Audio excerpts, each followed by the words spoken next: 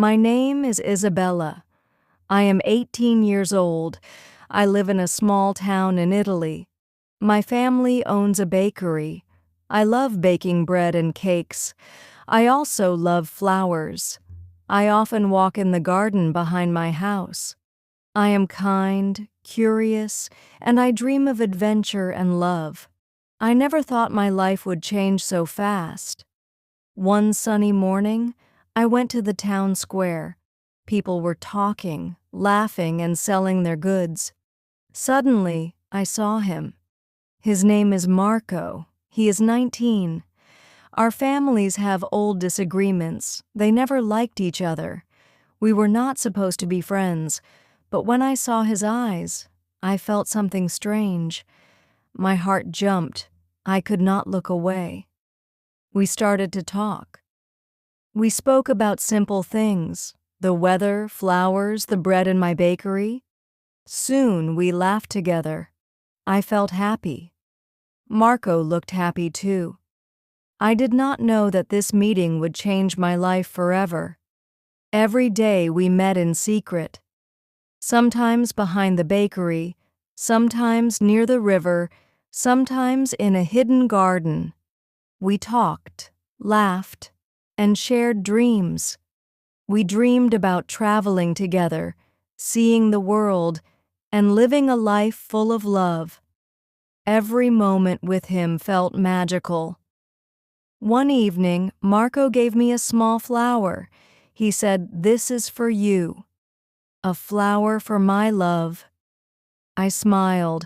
My heart felt full. I whispered, "I love you too." We held hands. Stars shone above us. Everything felt perfect. I never wanted that night to end. But life was not simple. Our families were enemies. One day, my brother saw us talking by the river. He ran to our parents and told everything. My heart sank. I felt fear and sadness. Marco was scared too. Our love was now a secret under threat.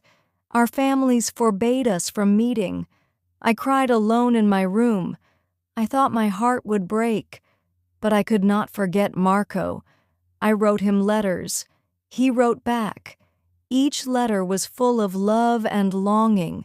Every word made me smile and cry at the same time. One rainy night, Marco came secretly to see me. He climbed over the wall. We held each other tight. "I cannot live without you," he whispered. I held his face and cried. "Neither can I," said. The rain fell on us, but we did not care. We were together, and the world could not touch us in that moment. Days turned into weeks. We kept meeting in secret, sometimes near the bakery, sometimes under the old oak tree. We laughed, but sometimes our eyes filled with tears. We feared the day when someone would stop us, but our love grew stronger with every secret meeting. I remember one night. We sat under the stars. Marco held my hand and said, "Isabella, one day we will leave this town. We will be free. We will live our love openly."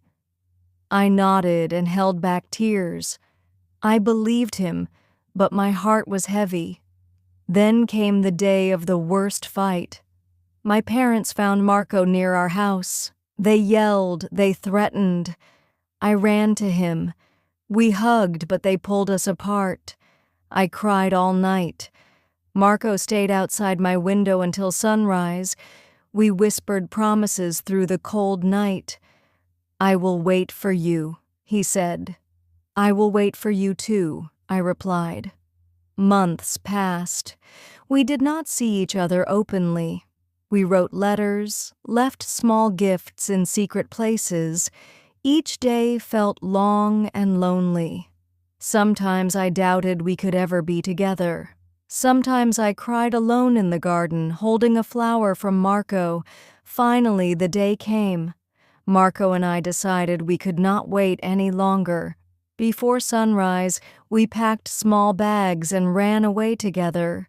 We ran through the empty streets, laughing quietly, crying quietly.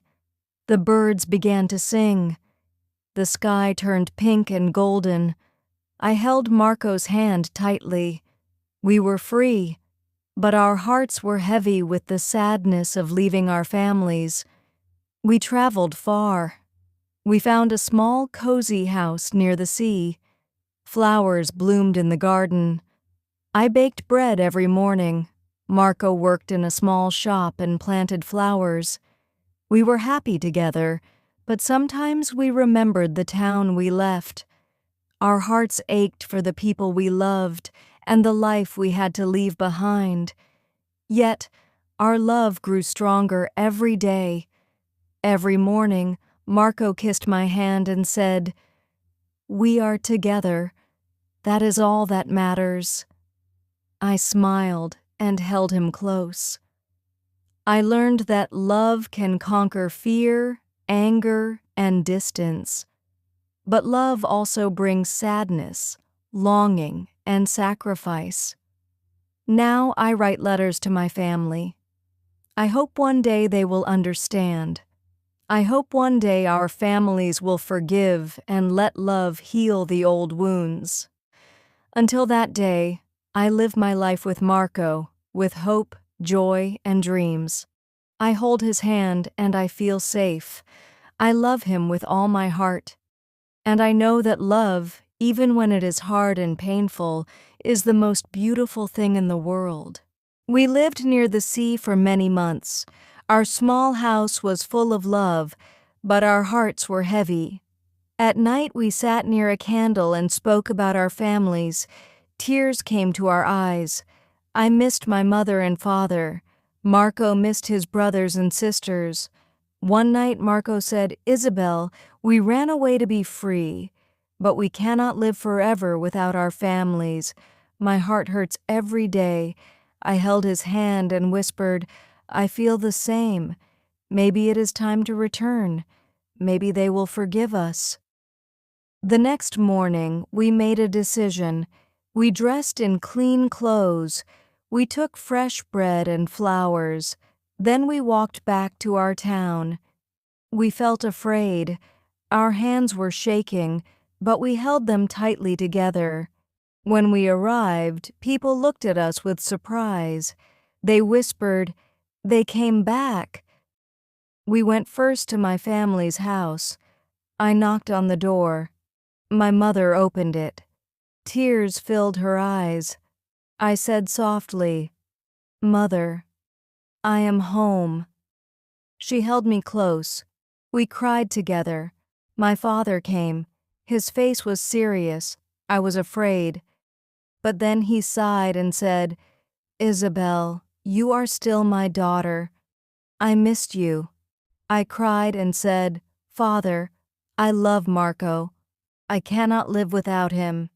He looked at Marco for a long time. Finally he said, "If he makes you happy, then I accept." Next we went to Marco's family. His mother screamed with joy. She hugged him and cried. But his brother looked angry. Marco said, "Brother, I love you. I am not your enemy. I only fell in love." His brother was silent.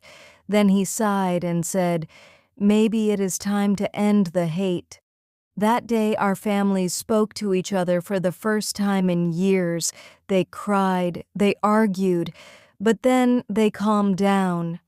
Slowly, they understood that our love was stronger than their old hate.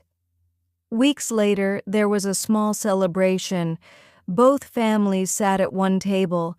There was bread, flowers, and laughter. My father smiled at Marco. His mother held my hand.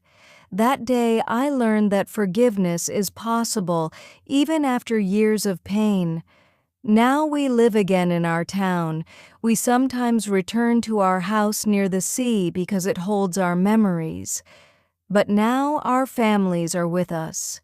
When I look back, I see that our love had pain, but also hope and beauty.